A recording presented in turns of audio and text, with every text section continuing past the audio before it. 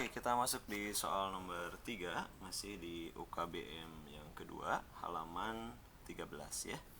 Tentang lukis grafik fungsi eksponen.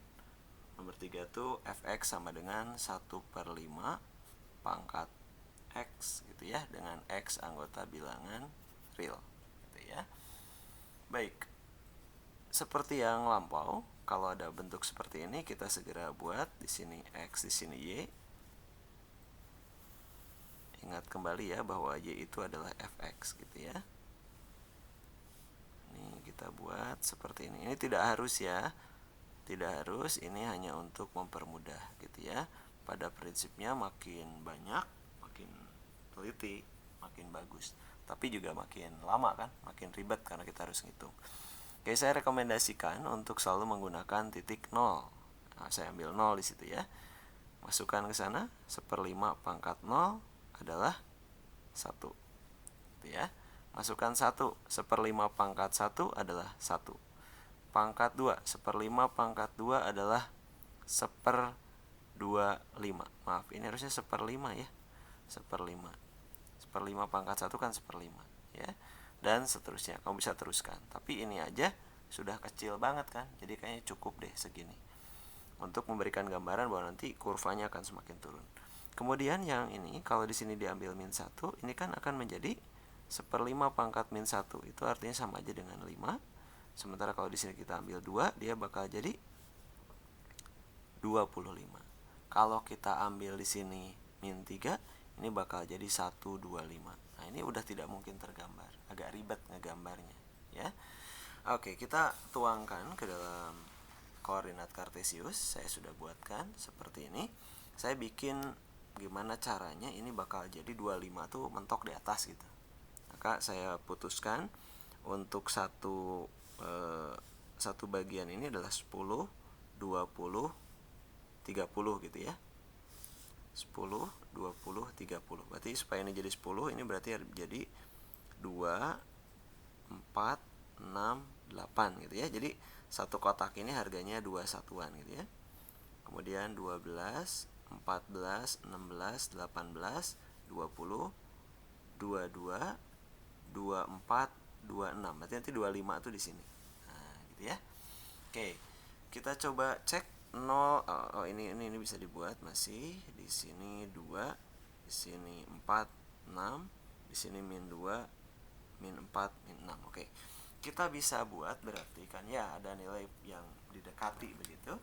Contoh 0 menghasilkan y-nya 1. Kalau x-nya 0, ini kan x-nya 0, y-nya 1. Nah, y1 itu kan di sini ya.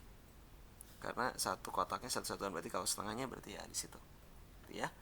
0 segini 2 berarti segini 1. Nah, berarti nanti dia melalui titik itu. Kemudian mana lagi? 1 1/5 loh. Kalau x-nya 1, dia 1/5 nih udah kecil banget. 1/5 tuh udah mau menyentuh titik itu kan, kayak menyentuh garis atau sumbu x. Anggap aja di situ. Ini 1/25 lebih gila lagi, dia lebih dekat lagi. Berarti dia semakin mendekati. Gitu ya. Oke, kemudian kalau kita geser ke kiri, kalau ininya ambil min 1, di situ min 1, maka nanti kita dapat x-nya adalah 5. 5 itu di sini 2, 4, berarti di sini kan 6 ya. Berarti di tengah-tengahnya adalah di tengah-tengah sini dia baru nilainya adalah 5 gitu. Bagaimana dengan x-nya min 2? Min 2 tuh nanti menghasilkan x-nya adalah 25.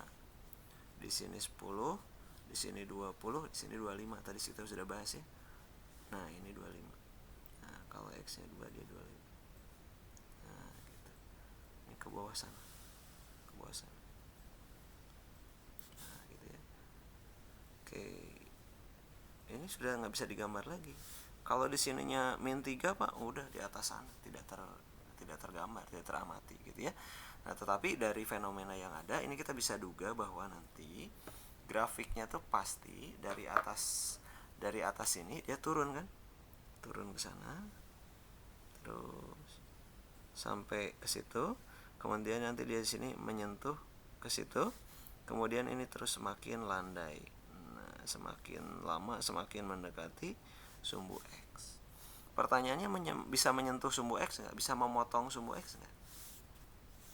Ini tidak akan memotong sumbu X. Semakin dekat, ya semakin dekat, tapi tidak mungkin atau tidak akan memotong sumbu X. Dalam kondisi yang seperti ini dikatakan bahwa sumbu X sebagai asimtot. Nah, jadi sumbu X itu sebagai asimtot karena dia datar posisinya, maka disebut sebagai asimtot datar dari fungsi fx sama dengan 1/5 pangkat x gitu ya. Jadi itu kurvanya akan membentuk seperti itu, menukik. Kebayangkan kalau nggak pakai milimeter block akan lebih rumit gitu ya. Oke, segitu dulu, mudah-mudahan paham ya. Terima kasih.